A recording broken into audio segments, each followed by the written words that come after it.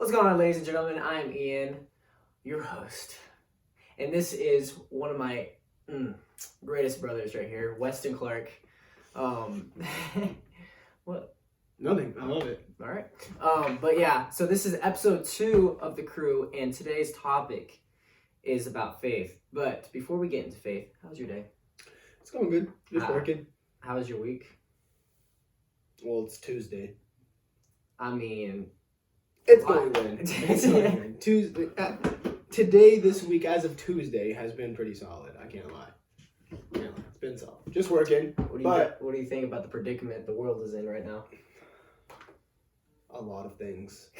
You could probably fill a whole different video in. Yeah. But we won't. We're not going to do that because you don't want to hear me rant about what's going on. The situation sweeping the nation is what I've decided to call it. If you want to hear that. The situation sweeping the nation. If you want a video on that, dude, just comment and like, and we'll make it happen. All right, but yeah, so today we are talking about faith. Which is a big deal right now. It is. Because this right now, I feel like this thing that's going around, man, is really shaking a lot of people's faith. I can't lie. It honestly is. This predicament right now is causing a run of anxiety and fear in a lot of people, and it's hard to have faith in this kind of thing. But for the first question that I have for you is, what is faith? So, I want your perspective and like the Bible's perspective. Okay, so for me, my definition of faith is knowing without a shadow of a doubt that God is who He says He is, and that He's going to do what He says He's going to do, no matter the circumstances before me. Yeah. No matter what I'm going through or what's ahead of me, that He's still faithful no matter what. That's what faith is for me. Yeah. But the Bible, now there's a verse, it's Hebrews 11:1. Okay, Hebrews 11:1. Now I normally read in the New King James Version, and Hebrews 11:1 in the New King James Version says, "Now faith is the substance of things hoped for, and the evidence of things not seen." And I was thinking, because I wanted to use that verse, obviously, because it literally says what faith is. It says, now faith is, right? But let's be real. It's 2020, and we have the Message version. The Bible in blue jeans. Thank you, Eugene Peterson, for this version. And I like the way it puts it. It says, the fundamental fact of existence is that this trust in God, this faith, is the firm foundation under everything that makes life worth living. It's our handle on what we can't see. The act of faith is what distinguished our ancestors, set them above the crowd. Wow.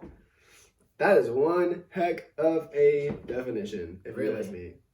I think it sets it up just perfectly. It really does. I mean, wow. I wasn't expecting that. Yeah, me neither when I read it. I was like, New King James Version sometimes, I'll be real, it's my study version. Yeah. But it can get hard to understand, That's why I love YouVersion app. If you don't have it, get it. It's amazing. You got all the different translations. And also a ton of plans. Yes, that too. Even, my voice cracked, you hear that? Anyway, even it has a language called Hawaiian Pidgin. It's hilarious. If you ever just need a laugh, go read a couple verses. I'll show you later. All right. Wow. But you can switch between versions. Yes. On the YouVersion. They literally have 100 different languages and versions, right? Of the Bible on YouVersion app, and it's completely free. Wish this was a sponsor, but it's not. It's not. But yeah, get it, because it's a very helpful thing. It is a very helpful tool. Very. But yeah, you want to get into the second question, or do you have anything else to add on to that? Man, honestly, I feel like faith is something that, what faith is, every person is going to have a different personal definition of what faith is, just from things that they've gone through in their lives. You know what I mean? And so, like for me, it's without a shadow of doubt, God's going to remain faithful. Him being faithful has such a big impact on my life and just everything that I personally have walked through and been through, that Him remaining faithful and His word remaining faithful, for me, that's my definition of faith. That's what I'm grasping onto. Yeah. That's what my belief is on, is that one, He's faithful in his love because God is love. I mean, John 16, 4:16, something along those lines. It's in the book of John somewhere. It says God is love.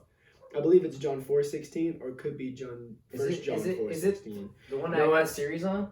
I'm gonna, probably. John 4:16. I am the way, the truth, and no. That's something completely different. Hold on. What is it? Another great thing about the YouVersion app is that you can look up phrases and it'll show you right where it is. It'll give you like different examples of which verses say this type of thing. But yeah, go ahead. 1 John 4:16. Yeah. And so we know and rely on the love of God has for us. God is love. Whoever lives in love lives in God and God in them. Yeah. But the fact that God is love, that he would literally, him not loving you, he would cease to be himself. Yeah. Which is an amazing thing for me. And then I imagine it is for all of you too. And just like him holding on to like all of his promises, that you're head and that you're the head and not the tail, that you're above and up and not beneath, that he's called us to prosper in this life, not just like, live in it and get through it, but be on top of it. He genuinely wants everyone to succeed. Yeah. And that's just like a big thing for me is, him just like genuinely believing in me. You know what I mean?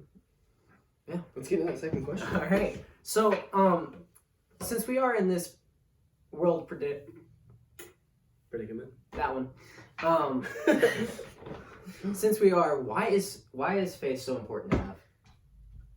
Well, I feel like I kind of hit on that a little bit in the first thing. It's just that, like, right now we're living in, a time where the media is nothing but negative, and a lot of what flows around, and honestly, on social media and the news, and what you read on Facebook, everybody and their grandma's ranting about this thing, this situation that's going on, and about how, everybody's ranting about how you should stay inside and everything. I mean, I had to go outside to drive here, and I'm okay.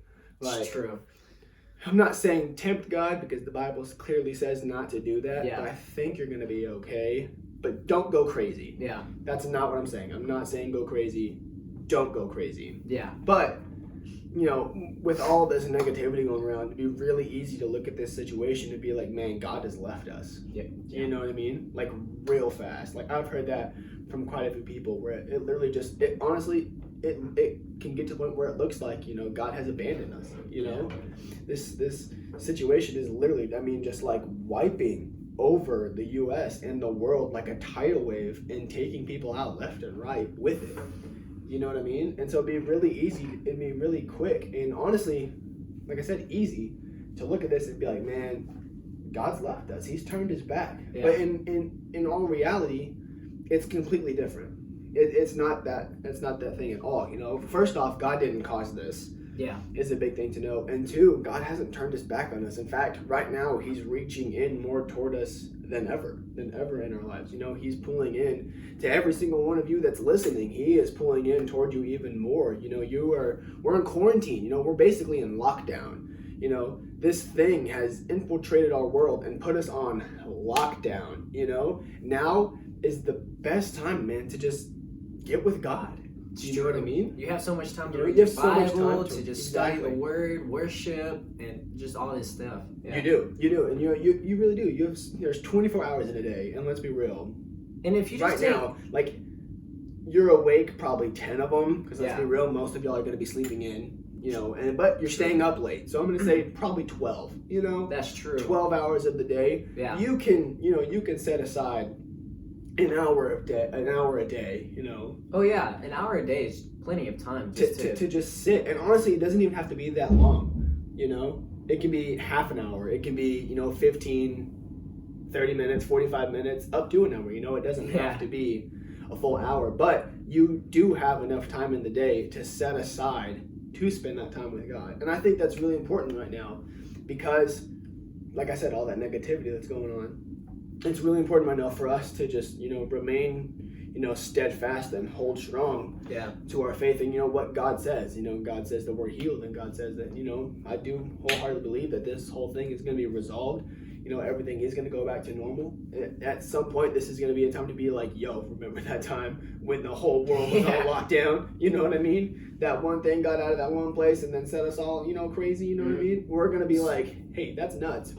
You know what I mean? I have a question I don't have on here actually.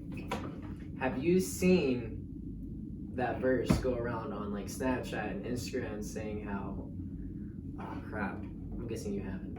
Probably not. Never mind then. But I try to stay off social media as much as possible. It's probably healthy. It's not. I'm not doing as good as I want to. I try not to spend all my time on Instagram.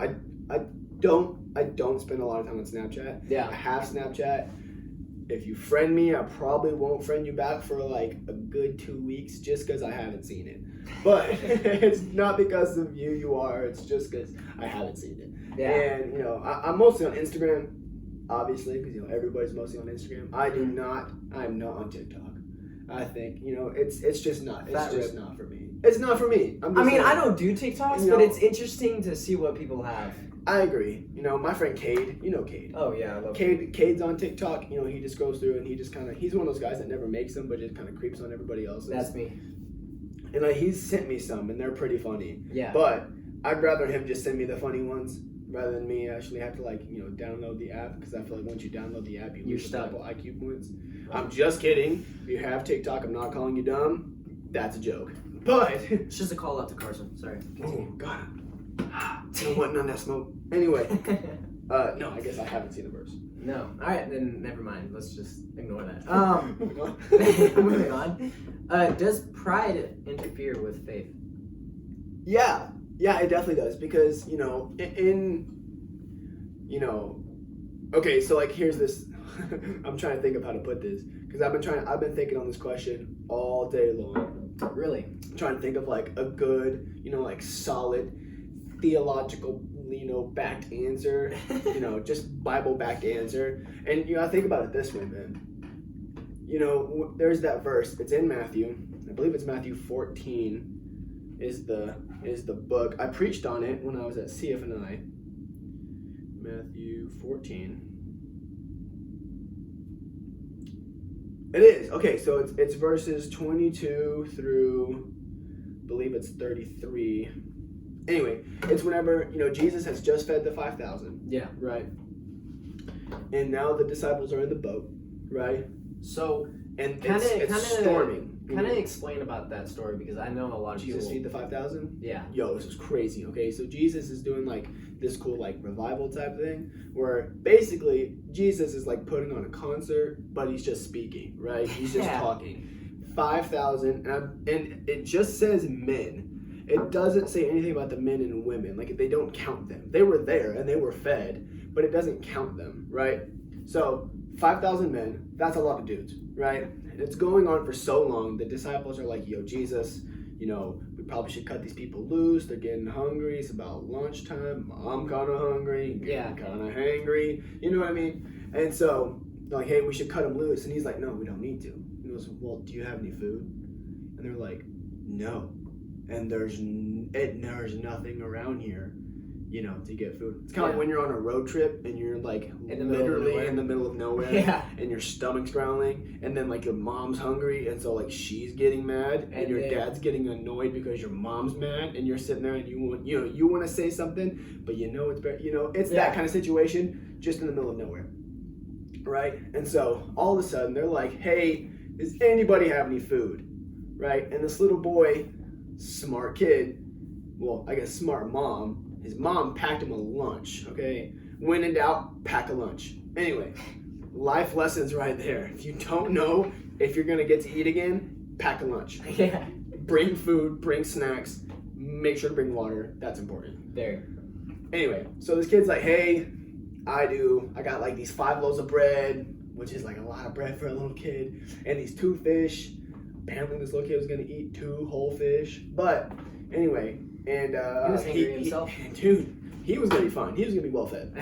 He's gonna have a healthy lunch. You know what I'm saying? Anyway, so this little kid actually offers up the food to give to Jesus. So Jesus starts praying over it, breaking the bread, and he starts praying over the fish, and he just starts breaking stuff apart and just starts spreading it out amongst everyone. Now remember, 5,000 men, not including women and children who were also there. So there's probably I'm going to go ahead and guess 10,000? About 15,000. 15,000. Because you got to think, most families back then had kids. Yeah, like 2 or 3 maybe. Yeah. So yeah. I'm going to go ahead and maybe some kids stayed in town, maybe some wives stayed in town. So I'm going to go ahead and guess probably in the area 15,000 people.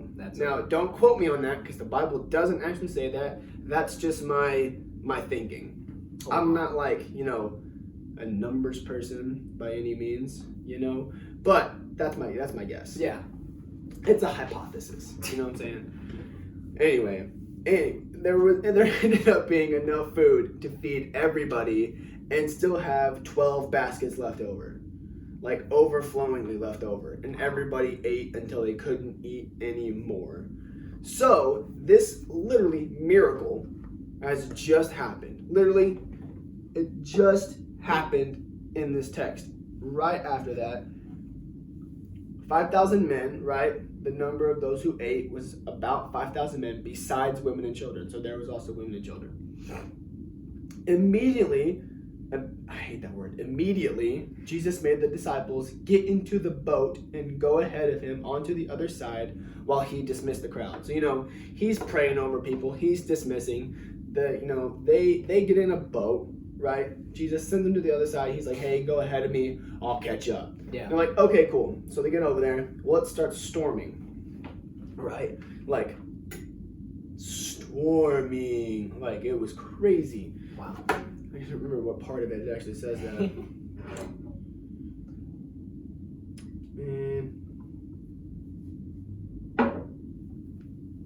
Definitely did not spill that all. Anyway, so it's storming, right? In this scenario, and all of a sudden, Jesus, he's now playing catch up, starts walking on the water towards the disciples, walking on top of the water. I know, crazy. I've tried it. It doesn't work. You kind of have to be Jesus, or you'll see. So they start freaking out. The disciples are freaking out, and they're like looking at him, and they're like, "It's a ghost. Yeah. Like this dude has to be a ghost. That's the only thing that makes sense, right?" So they cried out, "It's a ghost," and they cried out in fear. In fear.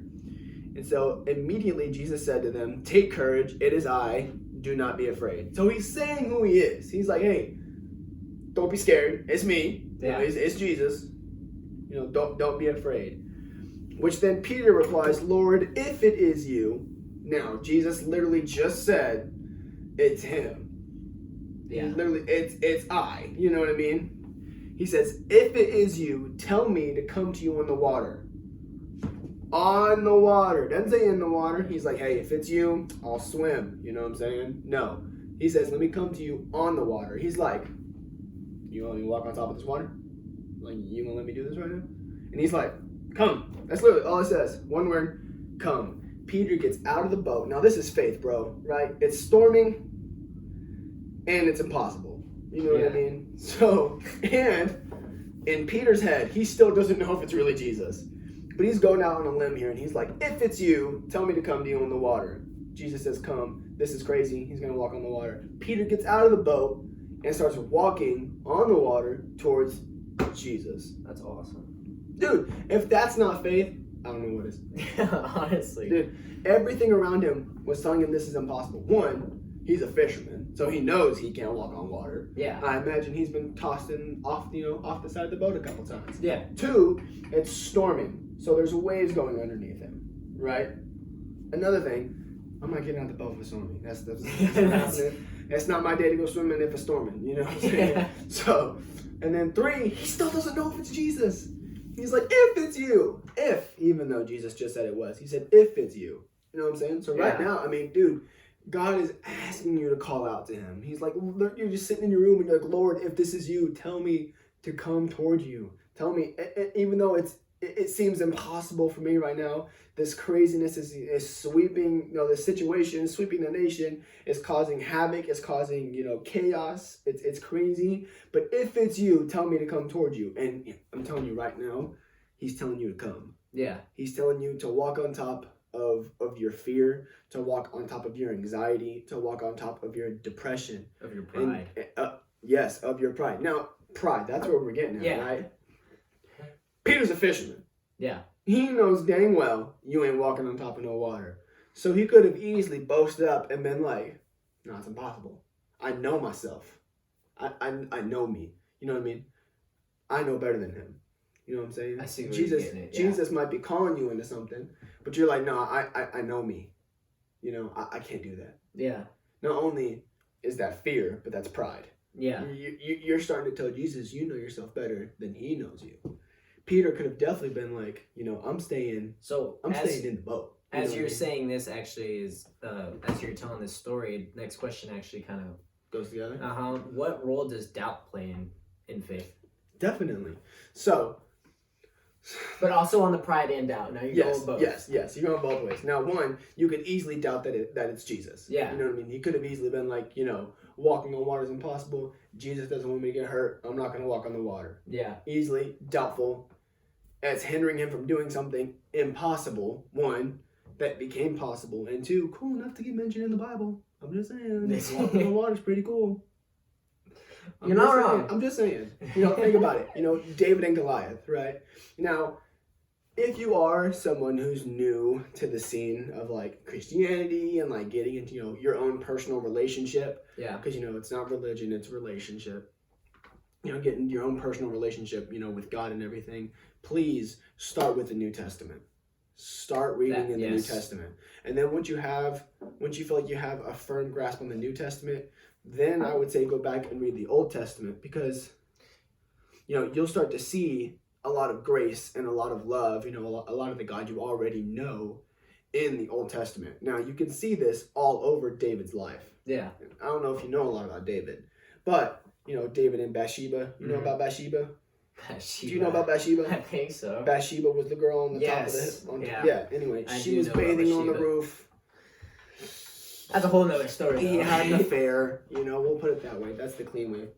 So Bathsheba, right? So David had an affair with Bathsheba. Yeah. David did a lot of really bad things. David had Bathsheba's husband killed, but was still known as a man after God's own heart. Now, if that's not showing God's grace and God's love and, you know, God's favor over David's life, I don't know what does. But because what David did was pretty messed up. Yeah, what David did was mad messed up, bro. That'll get you put in jail real fast. Real fast. Don't do it. You won't get the same effect. He's also king, might I add. He's also king at this point. So that holds a little more weight. It's big no. Anyway, so young David gets anointed, right, to be a king at some point. He doesn't know when. At this point, he's just a little shepherd boy, you know, tending the sheep, not tending the rabbits. And if you don't get that, you're not a sophomore yet. But he's tending the sheep. Dude, why did I go there? Anyway, tending the sheep, right? And so one day, David's dad, Jesse, asked him to go take some Lunchables out to his brothers on the battlefield. You know, little pizza Lunchables, a little bit of cheese, some pepperoni, you know, feed you up real good. So he asked him to take him out to his brothers, take him some pack of lunch, take him some lunch out to his brothers. Brown paper sack. Anyway, now we can just throw it away. I mean, it's just you don't have to walk around with this lunchbox all the time. True. Anyway, life hacks. Anyway, that's not really a life hack. No, not at all. Anyway, moving on. So David gets there, and if you don't know the story of David and Goliath, David, who is a little dude, you know, the Bible literally says he's small. Yeah. No, S-M-O-L. He's small. Okay, that's how small he is. He doesn't even get the full word. Goliath, on the other hand, is a literal giant. You know, I think the Bible. He's Bryson's height. No, the Bible actually sums him up to be about 9'6". It's either 9'3" or 9'6". Big dude, and he was every bit of it. I mean, he had biceps as big as Ian. I mean, I don't have big biceps, but thank no, you. I'm saying your body. Like his bicep was you. Like he was a big dude. So David. So let's say David was about 5'6", right? He was about average height, but he was like skinny. He's like skin and bone. Now Goliath, 9'6". Goliath had 4 feet on him and probably a couple 100 pounds. Oh, yeah. You know what I'm saying? So David gets out there. Everybody over there is freaking out. All the Israelites scared. All the Philistines, they're being kind of cocky because they get to hide behind Goliath. Yeah. Well, David walks out there, right? You know, David has already killed a bear and a lion. You know, lions and tigers and bears. Oh my, David killed them all. Yeah. With his bare hands. So he gets out there. He puts on the king's armor. It's too big. La da da da da. Everybody's freaking out. He's saying, yo, who's going to go after this dude? Goliath then starts to curse God. Now, this doesn't settle well with David. So David gets out there being bold as a lion. Yeah. You know, because the Bible calls you to be bold. You need to be bold, especially right now in all this craziness. The world needs bold. The world does not need cowards. You need to be bold about your faith.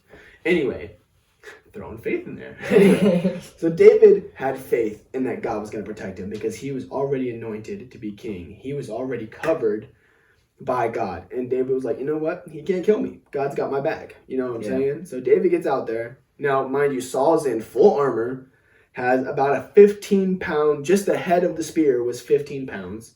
Then they also say it was about 8 feet, I think, or something like that, long. Something along the lines of being stupid huge. Yeah. David gets out there. Oh, mind you, he also has like a sword and a shield and all this other stuff. Mm-hmm. David goes out there with 5 rocks and a slingshot. A little sling.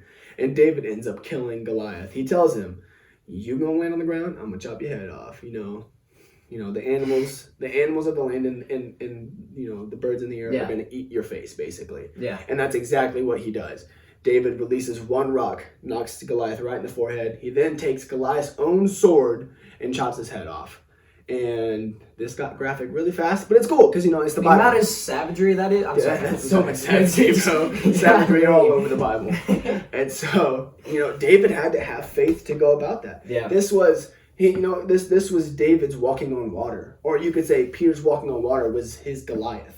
You know what I mean? You hear it, referenced a lot of times, man, right now I'm facing a Goliath, or this object, this thing standing in front of me is my Goliath, basically just this big barrier. Yeah. Right now, this situation is just a big barrier trying to block us all from seeing who God truly is. It's, I believe it's an attack from the enemy. Well, the enemy's using it as an attack, to strike up fear, to strike up anxiety. A lot of people, and I've seen it, unfortunately, in some pastors. I mean, they're walking around pretty prideful. You know what I mean? There's a pastor in Florida who was just arrested because he was like, you know what? I know what the law say. The law say I'm not allowed to have church. I'm not allowed to have, more than 10 people.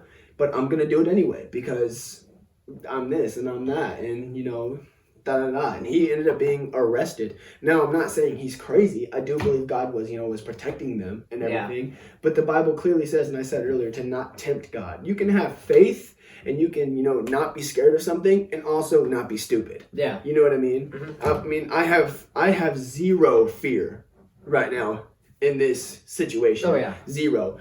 But if the police say not to go outside, you best believe I'm not going outside. Not because I'm scared, but because you're also called to honor those in authority above you. So even if your parents tell you not to do something, it's pretty good not to do it. Sidebar. Life hack. Listening to your parents keeps you not in trouble. Life hack. Most of the time they know better. Actually, all the time they know better. Bible says to honor your parents. Okay. It's also the only commandment that comes with a promise. Yeah. The 10 commandments, one of them is honor your father and mother, and if you do, you'll have a long life. None of the other commandments come with a promise. That one does. It does. And coming along with this faith thing, man, I mentioned that, this thing does not scare me at all. But not many things do. I'm going to be real honest. I'm really not scared of a lot of things. Why is it hard to have faith? Well, because right now, and it's been like this for literally ever. I mean, you look at the life of Noah. Noah lived in biblical times, right? And and we call it biblical times. Then it was just times. Right now we live in times. You know what I mean? We don't call this really anything. It's one of those things. You don't know the good old days till you're already out of them. You know what I mean? Honestly, right now these could be your good old days. I mean, probably not these days because of all this stuff going on. But these are boring days. I really can't say anything. My life really hasn't changed that much besides the gym closing. Fat rib. Okay. Anyway, moving on to why is it hard to have faith? Yes. It's hard to have faith because it literally goes contradictory to everything the world is saying. We live in a very worldly world. Yeah. Yes. I mean, as crazy as that sounds, we live in a world where, you know, they're not Christians. You know, we definitely live in a world where the media is not run by, you know, Bible believing, Jesus preaching people. You know what I mean? You know, the person who's giving you your news about this thing that's going on probably doesn't read his Bible and pray. He could. I mean, I'm not saying that he doesn't. I'm not one to judge, but it's a good chance he's not. You know what I mean? And so it's really hard to have faith when all you're hearing all the time goes completely contradictory to what God is saying. Yeah. And you have to know that what God is telling you. You have to have faith in his word. You have to have faith. Get into your Bible. That's why I brought the YouVersion app earlier. Is because, you know, the Bible is the tangible. And I say tangible. If you don't know what tangible means, it means, you know, you can actually hold it. Like Ian is tangible right now. You know, wind is not tangible. You can't grab it. You can't hug it. You can't squeeze it. You can't punch it, kick it, or whatever. You just look dumb. Trust me. I've seen a video of myself. It's not pretty. But I mean, the Bible is the tangible word of God. Yeah. You know, if you're ever wondering why isn't God speaking to me, you're probably not reading your Bible. I'm not trying to say that you're not, but if you're ever wondering what the heck God is trying to tell you these days, get into your Bible. That's his word. And Jesus was the living word. Yeah. So what Jesus said, you know, red letters are pretty cool because it's what Jesus said. You know, what's cool about the YouVersion app is that it has the red letters. I mean, if we look at what I was just reading, it has red lettering, and those are Jesus's actual words of what he was saying. Yeah. And so you have to get into your Bible. You have to know what God is saying, not just about, you know, your healing, because he says that you're already healed. I mean, by his stripes we are healed. You know, he wants you to be successful. You know, he wants you to be prosperous. He wants you to make money. That's a big thing. A lot of people think, you know, everything I have, I need to give it to the Lord. I'm like, yes, tithe, it's really good. You know, an act of tithing, an act of generosity is an act of love, because, you know, we love money, so it's kind of hard to give it away. But as you give it away to the Lord, you're showing him, you know, you mean more to me than this money right here. Yeah. And then also that being an act of worship. You know, you are putting God number one in your life. And if God isn't number one in your life, I highly suggest you reevaluate some of your priorities. You know, if your priorities are sports and that's number one in your life, I highly suggest you reevaluate some things, because you're going to graduate at some point. Yeah. You're going to get out of school at some point. You know, unless you go on to play pro sports, you know what I mean? Chances are sports aren't going to be a big deal in your life for very long, you know? And when I was in high school, and even when I was in middle school, sports were a big deal to me. I love going out. I love being active. Yeah. I love, you know, obviously I talked about to the gym earlier. I love going to the gym and working out and, you know, playing basketball with my brothers or going out to the state park or something. But it's not who I am. I'm not an athlete. You know what I mean? I'm really not. I mean, I think I'm somewhat athletic to a T. You know, I mean, not to a T. To a certain point, you know, there are definitely way more athletic people. I definitely jump like a white person. I definitely have the hops of a white guy. Like, I can say that because I am it. Yeah. I definitely have the hops of a white guy.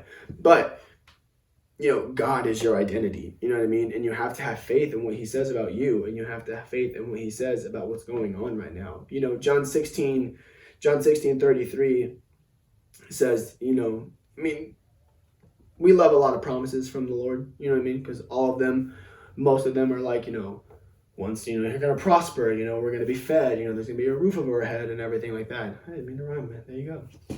But this is one, you know, a lot of people want to skip over, but he promises that trials and tribulations are going to come. Hard times are going to come. It's not if, it's when. And right now, they've hit. Crap has officially hit the fan, people. It's true. Has officially hit the fan. But that verse goes on to say, but take heart, for I have overcome the world. Everything that we're going through right now has already been beaten. We live as Christians, as, you know, Bible-believing people, as, you know, God-loving people, we live in victory. Mm-hmm. Victory was already been bought for us. Has already been bought is what I meant to say. It's already bought for us. We already walk in it. Yeah. So I don't know why we're walking with our head down like we just lost, when really we're serving the L. You know, the enemy can try and, shade, you know, what God's trying to do with this thing, and he can try to shade what God's trying to do in the world with this thing, but God wins in the end. You know, spoiler alert, God wins in the end every time. And so, if you ask me, it's plenty of reason to put my faith in him. Yeah. You know what I mean? Well, that's all the questions I have. Do you have anything else to add? Wash your hands. Please wash your hands. You're nasty if you don't wash your hands. Is there anyone that you would like to see on the new cruise show? You can get Keenan. Keenan? Yeah, I think Keenan would be good on here. Keenan's relatable to all you young kids. all you youngins. I feel old sitting right here. Well, yeah. I'm almost 21. I mean, which I'm young. I mean, that's young in the grand scheme of things. But like, I knew Ian when he was in pull-ups. Like, that's why I feel old right now. Yeah, that's why I feel old. But it's a good feeling at the same time. Yeah, it's a good feeling. Well, that is all. Or Cade. Cade would be a good one. I got Keenan, Cade. Who else, man? Dude, I bet my dad would do it. Really? I bet he would. I bet if you were like, you know, give him some time, you know, to let some things settle. You know what I mean? Yeah. You know, the church has been crazy. Yeah, I have heard. But I think he would.